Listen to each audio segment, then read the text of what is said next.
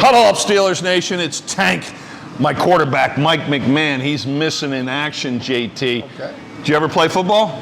A little bit. All right, you'll do, whoever you are. Hey, we're here at our locker room at Cigars International in Bridgeville, Pennsylvania. I'm Tank Tantlinger. He is the legend, JT Thomas. How many Super Bowls you play in? I played in 3, but I was sick on the 4th one, so I didn't play in that one. But I don't accept excuses, well, but I'll give you the credit for the 3 of them. Well, let me pick up 4. I was that inspirational. Yes, you are a true inspiration, man. JT, we're here at Cigars International. I love it. It's going to be our locker room for Let's Talk Steelers 2025. Couldn't think of anybody better, place better. Cigars, beverages. You ever heard of that Papa Pilar rum? Oh, yes. I know you have. Yeah, Papa's Pilar rum. I'm the ambassador of Pennsylvania for Papa's Pilar rum, and it's the rum that God drinks when he's watching the Steelers. Matter of fact, he drinks the dark, and when he's smoking his stogie. Okay? Yeah, right. Similar to what Mr. Rooney used to smoke. That's what God is right. Yeah, the Chief. The Chief. Tell me about your thoughts about the Chief.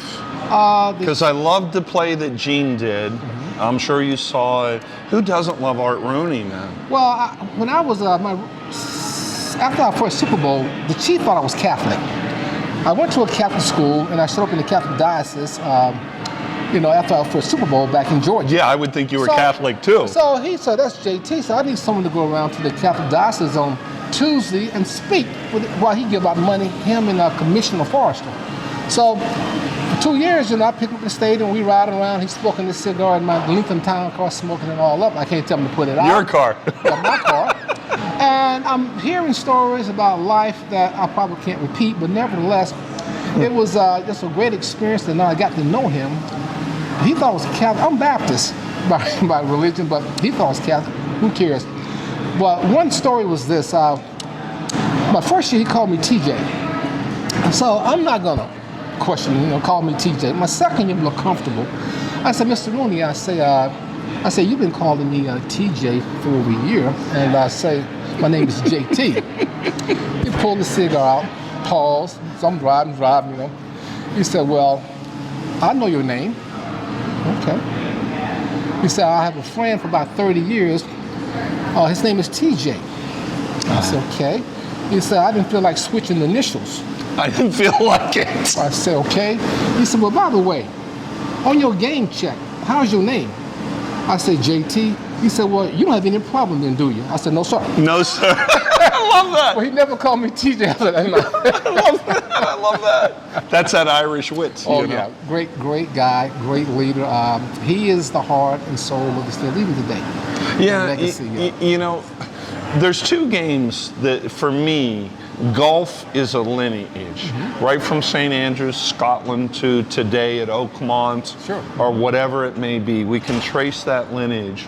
We full well know that football birthed in my hometown of Latrobe, Pennsylvania. I don't care what they say in the north side. They paid Doc Breyer, the local dentist, $5 a game to play in the YMC. We know all these things. And that lineage of the game, and our lineage with the Pittsburgh Steelers, we ain't no new franchise. Oh, no. We ain't the Seattle Sea Chickens that come around in, 78, 78. No. It goes to the heart of the matter in 1933 with the Chief. Well, you think about it, he was part of the foundation of this organization. So George Hallis in Chicago. Yeah, those guys built the foundation, and, Dan come along, and they built the infrastructure. So when you look at the NFL, you have to look at, I'm going to call the founding fathers, and the Chief was key. In the way the game was structured, but also in relationships, how he dealt with people. He was advanced. He was far ahead of most teams until he dealt with players. And how did he deal with them? Well, he dealt with them as human, and the biggest thing when you came here, you knew you were a man. And being a black guy at that time, you have to understand, most of the guys in the 70s, the white guys, were from the South. You talked about segregation. Yeah, so we ain't come out of segregation. Our first Super Bowl, we less than 10 years off the back of the bus. So you think about that. People forget Say about that again. Yeah, we're less than 10 years off the back of the bus, but we had experienced separate water fountain before the first Super Bowl here. So we come out of that environment. So when you come here to Pittsburgh from the South, up north here, was totally different environment in itself for most of us. So for some guys, it was a culture shock. And you coming in a system or business at the highest level of, and so how do you deal with this whole dynamics of coming into the world out of segregation into a very sophisticated world of finance at that time as a 21, 22-year-old kid. And he, when I say he, Mr. Rooney, for us African Americans, it's about our manhood being recognized. Yes, sir. Yes, sir. Even playing for the Steelers, it wasn't about Super Bowl, it's about our manhood and belonging. And when you come in and someone recognizes your manhood, that is so, what I'm saying, empowering to be recognized at this level as a man. Amen. And respected. Amen. Because a lot of us hadn't seen that coming out of the South. You saw some bad things growing up, didn't you? Like I said, we grew up in Jim Crow, we grew up in segregation, we grew up in the riots, the water hose, the dogs, all that, the KKK, and I don't mean the cool colored cats either. The cool colored cats. No. I love that. Mel Blunt, JT Thomas. Yeah, you know, we come out of that, and a lot of guys in historic black colleges, think about it, this is their first time ever at 22 dealing with white America. Yes, sir. They go from kindergarten to elementary school, high school, college in a black environment. Now me, I'm lucky. I integrated schools at 14. So I'm in white America at 14. Well, Mel Blunt isn't.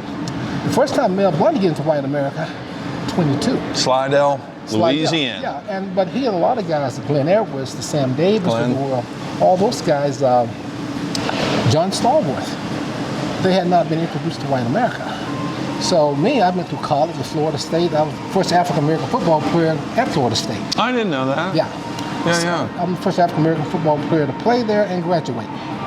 So, from FSU. So when Deion see me, you know, he even bowed down. Yeah, right. Yeah, right. No, but think about coming into that environment as a young black African-American and coming to Pittsburgh.